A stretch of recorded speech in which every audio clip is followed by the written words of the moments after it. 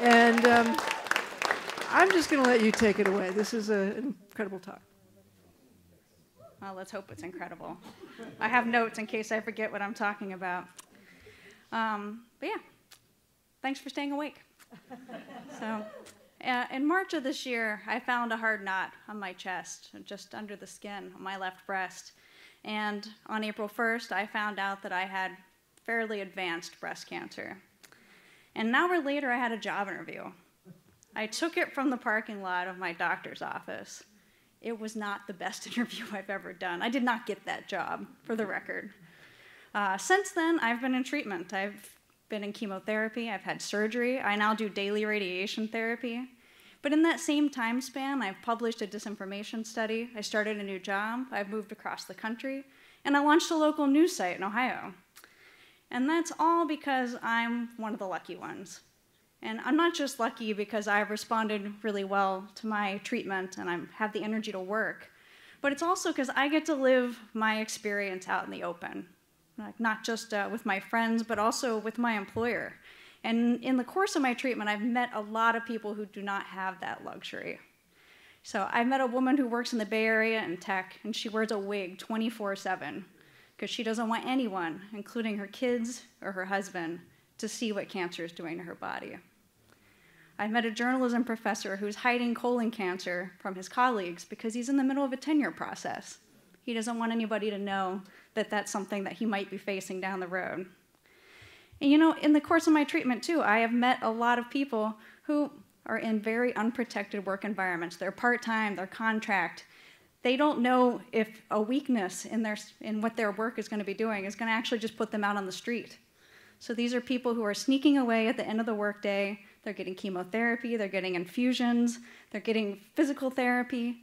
They're hiding this because they fear it's going to hurt them. You know, they're not going to get that job, they're not going to get that raise, they're not going to get that grant because they have a major priority outside of their job. Even if that priority is just staying alive. And you know, they're not wrong. We're in an industry that values people based on how much they're working. You know, your loyalty and your dedication is measured by how much you're working and preferably how much you're doing it where everyone can see you. And that goes double for women and people of color who already feel like that they have to work twice as hard just to be seen like they're dedicated to their jobs.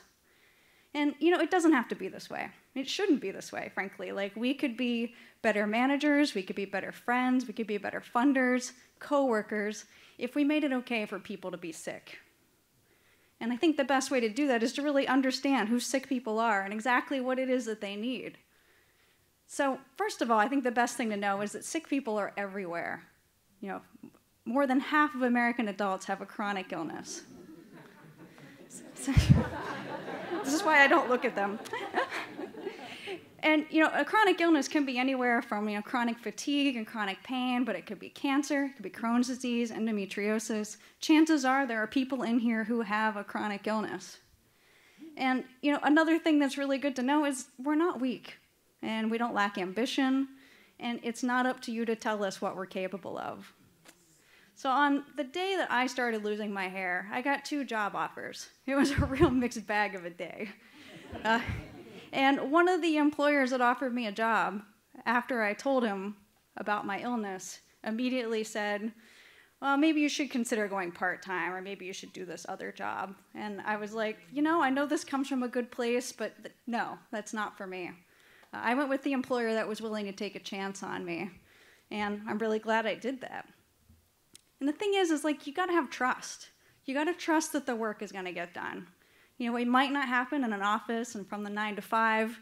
You know, it's not gonna be necessarily the way that everybody else does it, but the work will get done, and we'll tell you if it can. You know, over the course of my chemotherapy, I did lots of meetings while I'm in these infusions. They're like 7 hours long. I answered lots of emails while lying down. I hired a reporting candidate while I was getting a blood transfusion. That was a weird video chat, I'm not gonna lie. It was pretty bizarre. But you know, like, we'll get it done. It'll happen. You know, I think that there's only so much that you can really try to fit into your day, but you know how to fit things into your day. You ask a sick person to do it. It's just like saying, let's say you ask a mom to do it, right? So, you know, if we gotta take off for the day, it's not that big of a deal. And I think another thing that's important for you to know, and maybe the most important thing, is that you don't know what sick people look like. Someone might look okay, and it doesn't mean that they are okay. You know, it might mean that they are having the kind of bad day where they're going to have to drive themselves to the ER at the end of the day. I've had those days before. So you don't know what they look like, so maybe don't pass judgment as to who deserves time to heal and who doesn't.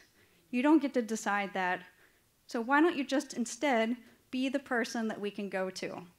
Be the person that someone can say, I have this problem, can you support me? And you can offer that help to them. And I think most importantly, try to create a culture where we value people enough to say that their lives and their health is more important than the work they put in. So thank you.